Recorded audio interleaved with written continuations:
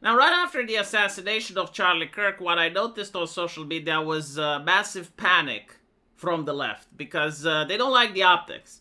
Like, they're the ideology of PR and corporate reputation, and it looks really bad that the guy that just wanted to talk gets assassinated while talking. And so the first thing that they did is to start going with a fine tooth comb through every single video that Charlie Kirk ever released and try to find any type of sound bites, any type of clips, literally anything to make him look bad in a way to kind of say, well, yeah, it's not okay what happened to him, but like he deserved it. Look at the stuff that he said. And I had even a Romanian journalist doing literally that, right? Like that's peak Reddit energy. And so when they notice, like, okay, hold on a little bit, like this guy isn't really that bad. I mean, I guess he's just having milquetoast right-wing talking points. So we can't really paint him as a monster to the public. And so the next thing that they did is to have Stephen King go in an apology tour. But more importantly is that they're saying, okay, well, it was just one guy, right? It was just one guy, a crazy guy with a gun. Don't look too much into it. Like, this is just a single event. And I'm also seeing now coming out, it's like, oh, well, it wasn't just one guy. Now they're changing the story. It was a right-winger. Right? It was a great pair, perhaps, because his parents were right, and the guy may have been a Republican, and now they're drumming that. It's like, look, all of a sudden, right-wingers are the monsters. Every single political attack that's happening is because of the right wing, and they have charts and statistics. So it's interesting, you know, when it looks bad on the left, it's just one guy. But now that he may be a right-winger, all of a sudden, it's right-wing ideology to blame. People aren't buying it, and I'll tell you why they aren't. Like, even if you prove, beyond the shadow of a doubt, that, let's say, the killer was indeed a right-winger. Let's say that, for whatever reason, he was even a Trump supporter, voted for Trump, like, everything you want, like the perfect right-winger, except that he did an assassination. God knows why. Okay, let's assume, let's live in this fictional hypothesis that's not true, but let's pretend that it is, right? Like, let's imagine that this is the case. You have like a MAGA guy. Maybe he even wore the MAGA hat when doing the assassination, okay? If the left was quiet and just did the basic, decent human thing that they advise others doing, you know, like, where's your basic decency? Where's your basic humanity?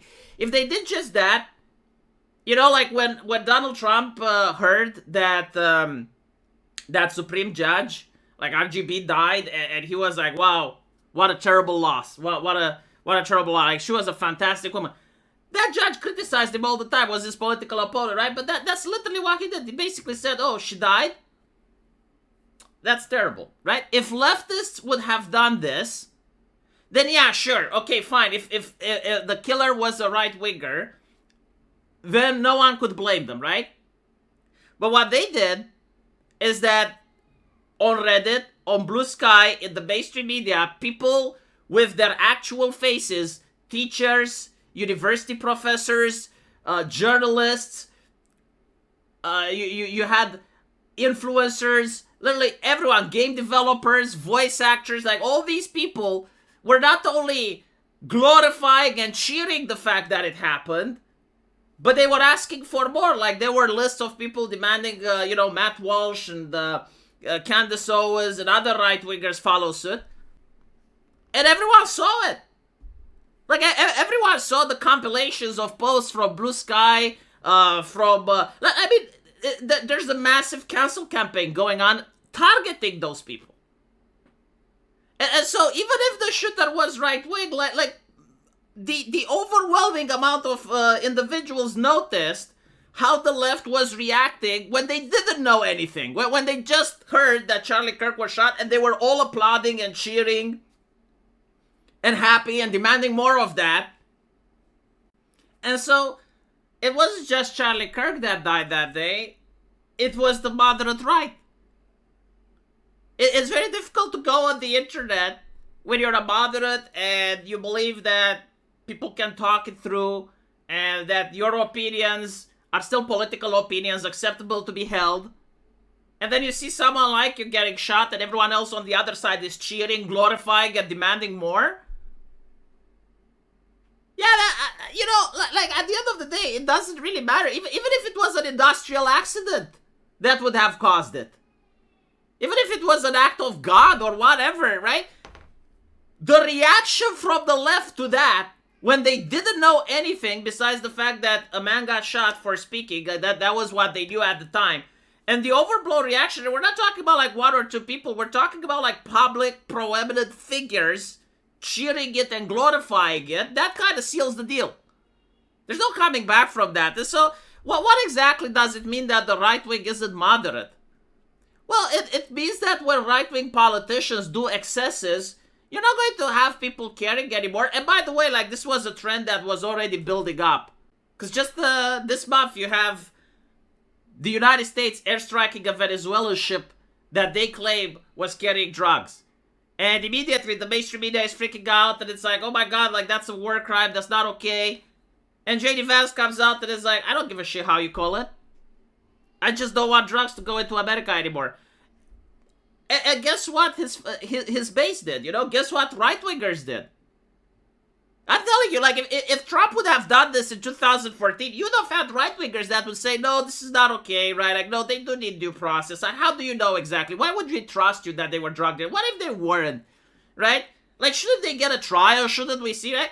But in 2025, right-wingers are, yeah, you know what? I don't give a fuck. The mainstream media doesn't like it, probably a good thing.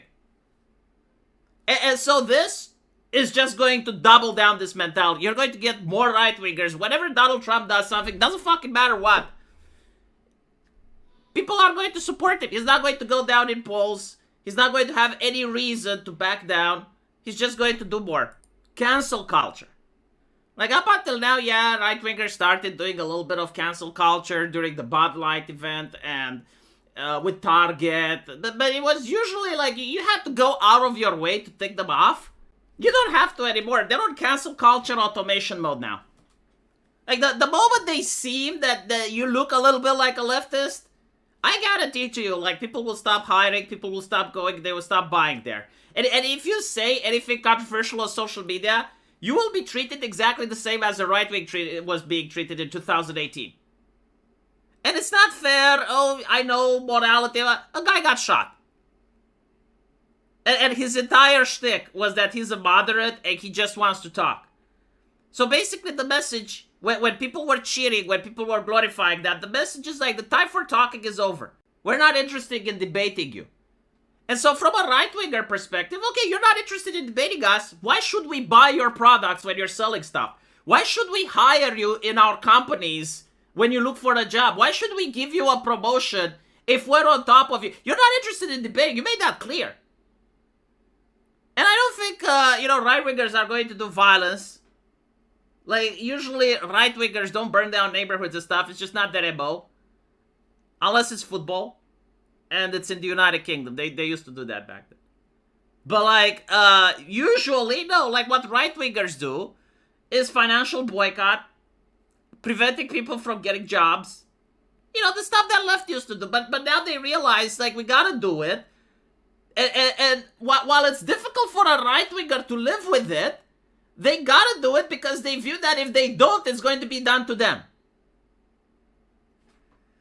And as I said, like those 1 million people that follow Charlie Kirk, those 1 million subscribers, like, they're not going to watch Destiny. They're not going to go and move over to Vosh. Like, they're going to probably go to Fuentes or Candace Owens or some other right-winger. I saw it being said on Twitter, and it's quite accurate. It's like, you think that with Charlie Kirk being gone, you took away a river. No, you just took away the dam. Like, Charlie Kirk was actually the person that was creating moderates and preventing them from not finding more extreme solutions. And, like, I don't like this, to be honest. Because I know, like, when cancel culture hits, it's going to hit on people that did absolutely nothing to the right. Because they can't help themselves, like, they're going to go after entertainment, after artists, after petty shit. And they're going to give the left a platform. because this always happens, right? Like the woke did the same. That the reason the woke are losing is because they went after sports, they went after Hollywood, they went after video games, and people that genuinely didn't care about politics, that now they allied with anyone that resisted to clamp down, that were clamping down on them. Same thing happened when Obama got elected. Like the boomers went after video games and music. At the time it was heavy metal and video games and stuff. And so like the people that didn't care about politics, they went to the left. And that's the problem, you know, a lot of people don't care about politics. And they are going to be the ones that stop the pendulum from swinging, I suppose. But it's going to take a while. A lot of leftists are going to be in a huge awakening when they notice that the cancel culture is now coming from them. And it's using the exact terms of service that they helped build and the exact systems of censorship that they helped create. And it's now going to come from them. And they're shocked. They're shocked because they have no training on how to survive cancel culture. Like, right-wingers know how to use euphemism. They know when to shut the fuck up. You know, you don't talk right after a tragedy and mock it and make fun of it or anything like that, right? Because they know they get banned. But the left hasn't learned that. Like, they had 2 decades of being able to do all of this, and now they're just shocked. Because if you look at the leftist ecosystem, they basically get promoted by saying the most extremist shit. So like, you would have a person that would say, Trump is a bad president. And then you'd have another person that has to one-up that, and they would be, no, actually, Trump is the worst president. And then you'd have someone else coming, no, Trump is the worst president in history. And then someone coming up, no, Trump is worse than Hitler, right? Like, this is how they do it. And they radicalize themselves, and then they end up saying, like, some of the most extremist shit, where you have, like, actors asking for Trump's assassination, or Griffin, you know, holding the beheaded prop of Donald Trump's head. Like, you guys remember that? Okay? Like, that's how it works in the left. You gotta be edgy. You gotta have, like, the most offensive take imaginable. And honestly, that worked when right-wingers were staying down. And what I mean by this is that if you are a company and you upset the left, you'd get boycotted. And you'd get bad PR, and you'd get media articles about you. But if you upset the right, well, the left actually liked that, and the right wouldn't do anything. Because they would be like, well, yeah, I mean, we can't do anything because, like, they have free speech. It's a private company, can do whatever it wants, right? That's not the case anymore. Now companies have realized, no, hold on, if you piss off the right, we get Bud Lighted. We have Asmongold, and we get some other opinion influencer talk bad shit about us. You know, you get Matt Walsh, make a video, and all of a sudden all the right-wingers are condemning us, and they're not buying from us, and we're losing business. And so we can't piss off the right anymore. And now companies are realizing, yeah, actually, if we have someone employed that is making fun of Charlie Kirk's death, we can't have them anymore because we're going to get boycotted. And it looks bad. It's going to destroy our PR. And so this is welcome to the cancel culture of the right. I hope you enjoy it. Seriously, I predicted that this would happen. And I'm also predicting now it's going to go into the opposite direction. For a while, it's going to target leftists. Then it's going to target people that had nothing to do with it. And eventually, you know, it's going to swing back around. Or, hopefully, it's going to stop. Because there were times in history when it stopped. You know, like, there were periods of time when you had artistic freedom and you could actually say bad shit without having any repercussions. But the time for that is definitely not now. And it's probably not going to be for at least 10 more years. Let me know what you guys think, though. And as usual, I'll see you in the comment section. And YouTube selected the video for you. Check it out.